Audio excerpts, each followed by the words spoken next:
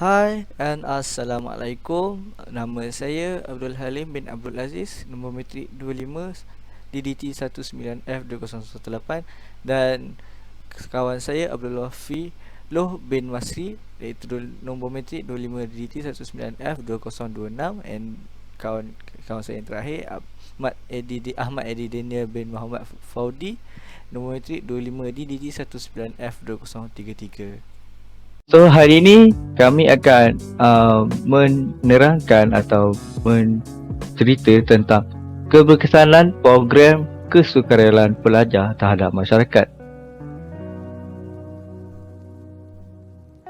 Okey, sebelum itu, have you ever heard of program kesukarelawan? Okey, sukarelawan ini adalah aspek yang tidak asing lagi di Malaysia. Ianya tumbuh bak cendawan selepas hujan. Setelah kemunculan beberapa insiden yang besar di Malaysia, seperti kejadian tanah runtuh, banjir besar yang melanda pantai timur dan sebagainya. Seperti yang kita tahu, menjadi seorang sukarelawan merupakan tugas yang amat mulia. Ini kerana mereka bukan membuat kerja itu secara sukarela tanpa paksaan daripada mana-mana pihak. Mereka kadang-kadang perlu mengorbankan pelbagai hal peribadi untuk memastikan kebahagiaan orang lain. Mereka bukan sahaja berkorban tenaga atau untuk orang lain, tapi mereka juga berkorban masa dan wang ringgit untuk melaksanakan misi-misi kemanusiaan yang dijalankan.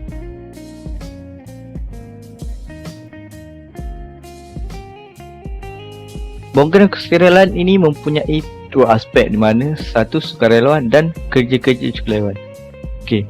Perkataan sukarelawan ini boleh ditafsirkan sebagai seseorang individu atau kumpulan yang menjalankan kerja-kerja sukarela yang bertujuan untuk memberi kesenangan dan kemudahan kepada masyarakat atau pihak yang memerlukan.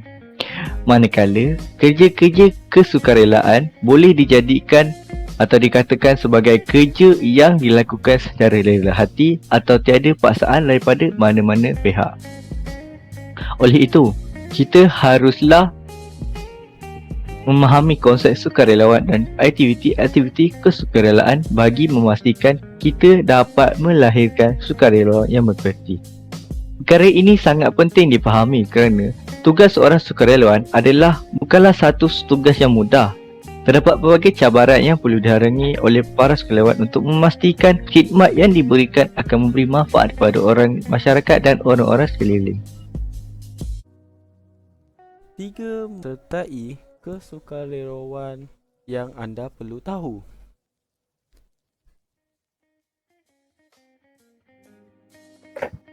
Nombor 1. Mengurangkan stres dan bosan. Ketika kita membantu orang lain, kita bukan sahaja membantu orang itu menjadi lebih baik, malah membantu kita menjadi seseorang yang lebih baik juga. Kita akan merasa nikmat membantu dan dalam tak sedar timbul rasa ikhlas dalam diri. Rasa ini yang akan membantu kita memperoleh perasaan bahagia dan dalam tidak sedar dapat membuang rasa stres dan bosan yang kita alami. Nombor 2. Meningkatkan jaringan kenalan. Ketika terlibat dengan aktiviti-aktiviti kesukarelawan, kita sebenarnya berhadapan atau bergaul dengan pelbagai orang hebat yang baru kita kenali. Boleh dijadikan dia seorang pengarah syarikat atau pengarah filem. Mana tahu daripada perkenalan dari aktiviti kesukarelaan ini, ada rezeki anda boleh menjadi seorang pelakon terkenal suatu hari nanti. Apa-apa pun kita dapat bergaul secara baik melalui aktiviti-aktiviti ini kerana semua yang terlibat adalah insan-insan yang sanggup menyumbang tenaga dan bakti tanpa mengharap balasan, insya-Allah. Nombor 3.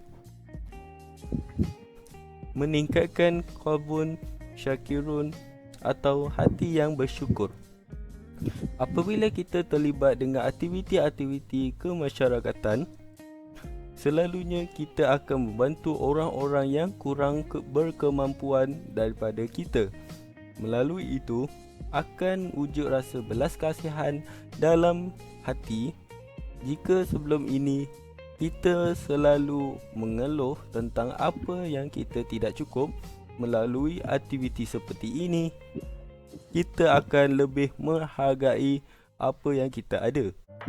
Wujudnya perasaan itu adalah kerana keikhlasan hati kita membantu, dan perasaan menghargai itu dinamakan bersyukur. Moga-moga kita tergolong dalam kalangan orang-orang yang bersyukur. Sukarelawan berkualiti. Apa tu sukarelawan berkualiti? Sukarelawan berkualiti, untuk menjadi seseorang sukarelawan yang berkualiti, kita mestilah mempunyai kepercayaan yang tinggi terhadap sesuatu tugas yang diberikan. Ini kerana kita adalah harapan kepada mereka yang memerlukan. Sebagai contoh, jika kita ke tempat kemalangan, kita perlu yakin kepada diri kita sendiri untuk menolong mangsa kemalangan, seperti mententeramkan mangsa yang terlibat, memastikan mangsa berada dalam kawalan dan selamat, dan merawat mangsa sebelum ketibaan doktor, dan mengawal keadaan di tempat mangsa. Kata-kata seperti saya boleh amat sesuai untuk diterapkan kepada seseorang sukarelawan. Seterusnya adalah cabaran menjadi sukarelawan berkualiti. Terdapat banyak cabaran yang dilalui oleh sukarelawan untuk mencapai objektif aktiviti sukarelawan. Cabaran yang paling besar dihadapi oleh para sukarelawan ialah komitmen, sama ada daripada diri sendiri maupun rakan sukarelawan yang lain. Ada sukarelawan yang boleh dikatakan hanya hangat-hangat tahi ayam, iaitu sukarelawan yang hanya bersemangat pada permulaan aktiviti. Terdapat banyak alasan yang diberikan untuk tidak memberikan komitmen. Contohnya, tiada masa dan tidak mendapat apa-apa ganjaran. Kesimpulan, kesukarelawan dilihat sebagai satu bentuk amalan sosial yang menghubungkan individu dengan individu yang ingin melakukan sesuatu yang memanfaatkan manusia dan makhluk lain. Seterusnya, individu ataupun kumpulan yang mempunyai pemikiran dan matlamat yang sama ini akan menumbuhkan organisasi yang mendukung matlamat mulia untuk membantu, memulih, membangunkan serta memperkasakan golongan yang kurang bernasib baik atau komuniti yang terpinggir. Sokongan yang padu dari pelbagai lapisan, terutamanya daripada orang perseorangan, pihak kerajaan dan badan bukan kerajaan iaitu NGO, dalam memastikan kesukarelawan diangkat sebagai budaya hidup dalam kalangan belia, seharusnya perlu ada dan dipupuk dalam diri setiap manusia. Aktiviti-aktiviti yang menjurus kepada aplikasi keusahawanan sosial perlu digerakkan secara lebih meluas sebagai satu nadi penting.